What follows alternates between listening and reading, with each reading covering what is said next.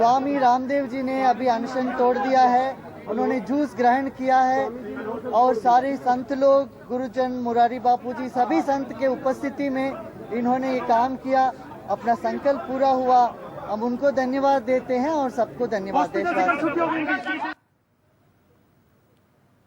All right, so that was Shri Ravi Shankar there. He's been there at that Dehradun hospital 3 times to try and convince Baba Ramdev to break his fast, and he has now. He's taken some juice. That was what Shri Ravi Shankar was just saying there. Let's just go back to Tejas Mehta. He's in Dehradun and he's tracking all those developments there. Tejas, so it seems that Shri Ravi Shankar was pretty instrumental in getting Baba Ramdev to break his fast. Well, he's seen as somebody who has cordial relations with the Baba. He does know him, he don't talk often, and therefore for the last 3 days he's been continuously coming here, trying to talk to him, trying to make him understand. Now he came the first day, as soon as he was admitted, told him that he must end his hunger strike. He was like his elder brother, but of course the Baba was rather adamant. Yesterday again he came and spoke to him, and he even had to cancel his departure from Dehradun, because he said that as long as Ramdev is going to be मैं सौभाग्य से उपस्थित था जब स्वामी बाबा रामदेव जी ने श्री रविशंकर के दिए हुए जूस से अपने अनशन को उन्होंने तोड़ा,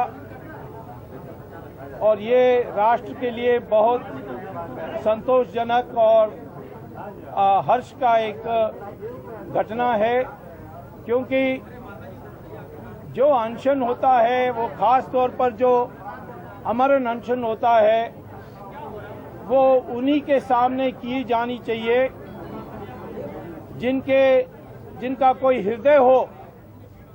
आज यूपीए सरकार राक्षस जाति की सरकार है और उनके सामने अमरन अनशन करना जितना स्वामी रामदेव ने करके दिखा दिया, उससे ज़्यादा करने की आवश्यकता नहीं थी और उन्होंने तोड़ा। इससे हम सब लोग स्वागत करते हैं।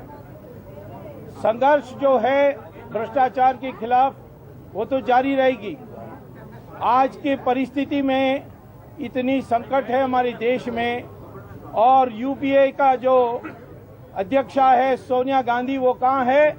स्विट्जरलैंड में एक छोटा सा जगह जुग में बैठी है अपने बेटे के साथ। तो उनका हमारे देश के साथ लगन क्या है, इससे ही दिखता है कि अपना बैंक अकाउंट के देखभाल करने के लिए स्विट्जरलैंड में बैठी है। तो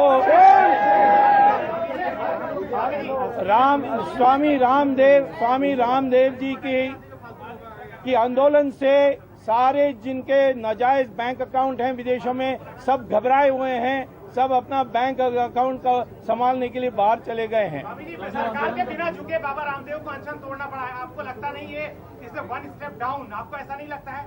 सरकार की झुकना नहीं झुकना का सवाल नहीं है, ये राक्षस भ्रष्ट सरकार है, इसको झुकाने का सवाल नहीं है, इनको हटाने का सवाल है। और हटाने के लिए स्वामी रामदेव आगे जो आंदोलन करेंगे उसका सारा देश का समर्थन होगा। इनके सामने कोई सवाल ही नहीं है कि हम इनके सामने सवाल ही नहीं है।